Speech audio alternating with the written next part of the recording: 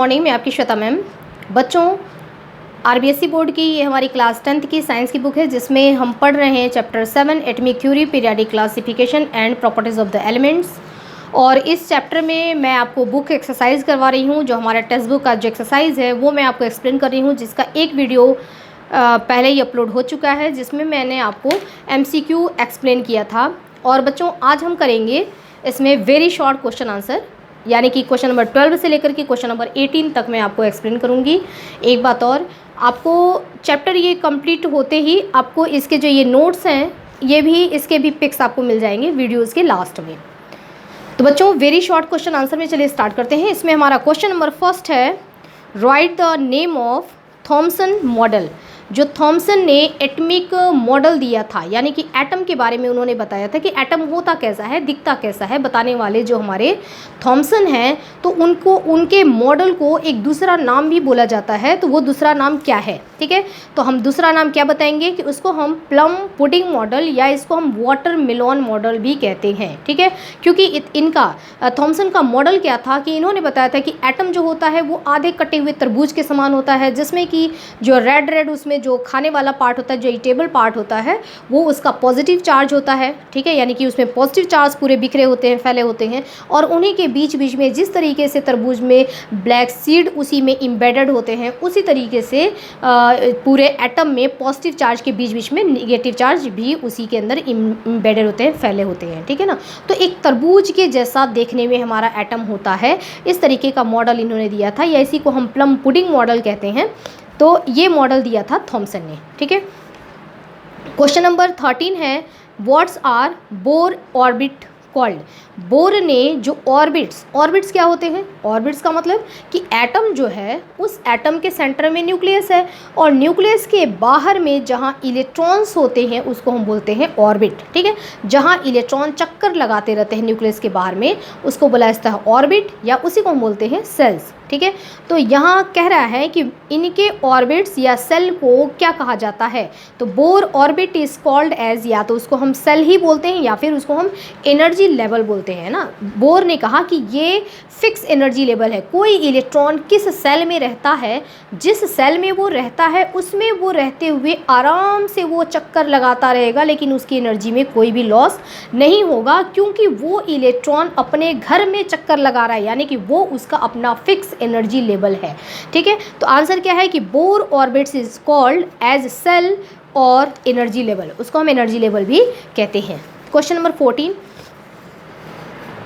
What is modern periodic law. ठीक है, modern periodic law क्या होता है? ठीक है, अभी जो हम रिसेंटली जो हम पढ़ते हैं, मतलब अभी जो हमारे मॉडर्न पीरियोडिक टेबल है, जिसमें सारे एलिमेंट्स को क्लासीफाई करके उसको इस तरीके से एलिमेंट्स को अरेंज किया गया है एक टेबल में कि हमको स्टडी बहुत ईजिली, हम आराम से सारे एलिमेंट्स के बारे में, उनके प्रॉपर्टीज़ के बारे में जानकारी प्राप्त कर सकते हैं। तो ये जो पूरा टेबल अरेंज किया गया है, इसी को हम बोलते हैं पीरियोडिक टेबल। और पीरियोडिक टेबल, अभी वाला जो पीरियोडिक टेबल है जो मॉडिफाइड होने के बाद आया है, इसको हम बोलते हैं मॉडर्न पीरियोडिक टेबल। और मॉडर्न पीरियोडिक टेबल का लॉ भी है अकॉर्डिंग टू मोजले ने, चूँकि इसमें कुछ मॉडिफिकेशन किया था, कुछ चेंजेस किया था, और चेंजेस करने के बाद, मतलब जो पिछला पीरियोडिक टेबल था उसमें चेंजेस करने के बाद उन्होंने मॉडर्न पीरियोडिक टेबल दिया था। तो कह रहे हैं, according to Moseley the physical and chemical properties of the elements are a periodic function of their atomic number. Okay, ये जो लिखा हुआ है लाइन, यही पीरियोडिक लॉ है। ओके, और मैं अब आपको इसको सिंपल भाषा में समझाती हूँ, एकदम सीधा, मतलब ओन लैंग्वेज में इसको हम क्या कहेंगे। कह रहे हैं मोजले कि किसी भी एलिमेंट को पीरियोडिक टेबल में, यदि एलिमेंट को हम उनके एटमिक नंबर के बढ़ते हुए क्रम में अरेंज करना शुरू करते हैं। ओके, पीरियोडिक टेबल में उन्होंने क्या बताया था? 18 उन्होंने ग्रुप बनाया था और 7 पीरियड बनाया था। तो इन्होंने कहा कि अगर हम यहाँ 18 ग्रुप में, अगर हम फर्स्ट ग्रुप से एलिमेंट को अरेंज करना शुरू करते हैं इनके इंक्रीजिंग ऑर्डर में, एटमिक नंबर के अकॉर्डिंग, ठीक है ना, एटमिक नंबर जिसका 1 है उसको यहाँ रखो, एटमिक नंबर 2 है उसको यहाँ रखो, बढ़ते हुए क्रम में हम एटमिक नंबर के इनको अरेंज करना शुरू करेंगे। तो एक जो है, एक टाइम इंटरवल्स के बाद, है ना, मतलब यहाँ से जाते जाते जाते जाते और यहाँ के बाद जब वापस आप इस पहले एलिमेंट के नीचे जब आते हैं तो इन दोनों के कैरेक्टर सेम होते हैं, यानी कि एक टाइम इंटरवल्स के बाद सेम कैरेक्टर वाले एलिमेंट वापस अपीयर हो जाते हैं। ठीक है। और वापस हम फिर इनको जब हम चलते जाएंगे, बढ़ते क्रम में अरेंज करते जाएंगे, तो एक टाइम इंटरवल्स के बाद सेम कैरेक्टर वाले एलिमेंट वापस अपीयर हो जाते हैं, ठीक है ना। यानी कि एक ग्रुप में पाए जाने वाले एक सीधी लाइन में, इस सीधी लाइन में जितने भी एलिमेंट्स होंगे इन सब के कैरेक्टर सेम होंगे, लेकिन एलिमेंट्स लगातार तो यहाँ आएंगे नहीं, ठीक है ना। एक 1 यहाँ 2 यहाँ, मतलब ये चलते चलते चलते चलते हमारे 18 यहाँ पे ग्रुप हैं, वहाँ तक पहुँचते हुए और वापस जब यहाँ पर आते हैं एलिमेंट्स जो, तो इस एलिमेंट्स का, इस एलिमेंट्स का, इसका और इसका, ठीक है, इसका और इसका, इन सब का कैरेक्टर क्या होगा, सेम होगा। तो सेम कैरेक्टर वाले एलिमेंट वापस अपीयर हो जाते हैं। इन्हीं बातों को इस तरीके से लिखते हैं हम। पीरियोडिक लॉ जो हम लिखेंगे वो 2 लाइन में ऐसे ही लिखेंगे, the physical and chemical properties of the element. किसी भी एलिमेंट का फिजिकल और केमिकल प्रॉपर्टीज जो होता है are periodic function of their atomic number, यानी कि वही एटमिक नंबर के बढ़ते हुए क्रम में इनको अरेंज करेंगे तो वापस अपीयर हो जाएंगे। इसी को हम लिखते हैं periodic function of their atomic number. Question number 15, right Mendeleev periodic law. कह रहे हैं कि मेंडलीफ की पीरियोडिक लॉ बताइए, ठीक है ना। अभी आपको क्या बोला, इन्होंने बोला कि मॉडर्न पीरियोडिक लॉ बताइए। अब कह रहे हैं मेंडलीफ की पीरियोडिक लॉ बताइए। जो मेंडलीफ ने स्टार्टिंग में जो पीरियोडिक टेबल बनाया था और बाद में उसमें मॉडिफिकेशन होने के बाद ये मॉडर्न पीरियोडिक टेबल आया था, तो मेंडलीफ की जो ओरिजिनल पीरियोडिक टेबल है उस पीरियोडिक टेबल का पीरियोडिक लॉ बताइए, ठीक है। अकॉर्डिंग टू द मेंडलीफ के according the physical and chemical properties of elements are a periodic function of their atomic weight. जब अभी जो आपने पढ़ा मॉडर्न पीरियोडिक टेबल में, सेम वही चीज़ यहाँ पर भी रहेगा, लेकिन यहाँ पर मॉडर्न पीरियोडिक टेबल में कहा गया कि एलिमेंट को उनके एटमिक नंबर के बढ़ते हुए क्रम में अरेंज करो। और मेंडलीफ ने कहा था कि एलिमेंट को उनके एटमिक वेट के बढ़ते हुए क्रम में अरेंज किया जाए, ठीक है ना।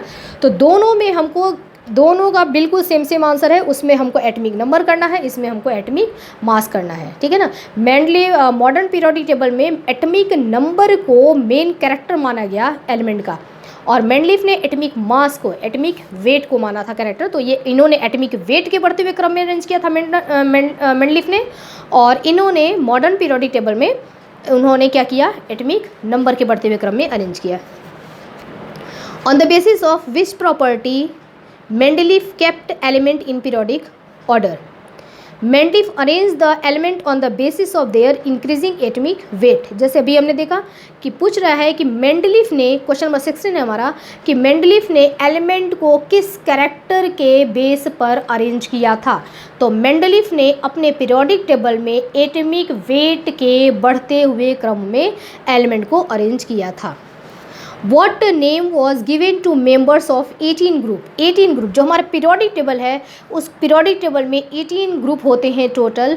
पहला फर्स्ट ग्रुप है, उसके बाद सेकंड है, थर्ड है, फोर्थ है, ऐसे करते करते जब हमारा 18 ग्रुप जो है, कह रहा है कि 18 ग्रुप का नाम क्या है, ठीक है। तो 18 ग्रुप जो होता है उस ग्रुप का नाम होता है जीरो ग्रुप, ठीक है। और उस जीरो ग्रुप में रहते कौन से एलिमेंट्स हैं, इनर्ट गैस को रखा गया है। इनर्ट गैस, या जिसको हम इनर्ट गैस कहते हैं या फिर जिसको हम नोबल गैस कहते हैं, ठीक है। हीलियम, नियॉन, ऑर्गन, क्रिप्टॉन, ये जो हमारे हैं ये हमारे इनर्ट गैस है, यानी कि नोबल गैस है। ये किसी के साथ रिएक्शन नहीं करते हैं, और इन सब को हम 18 वाले ग्रुप में, जिसको ऊपर नाम दिया गया है जीरो ग्रुप, उसमें इनको अरेंज किया गया है।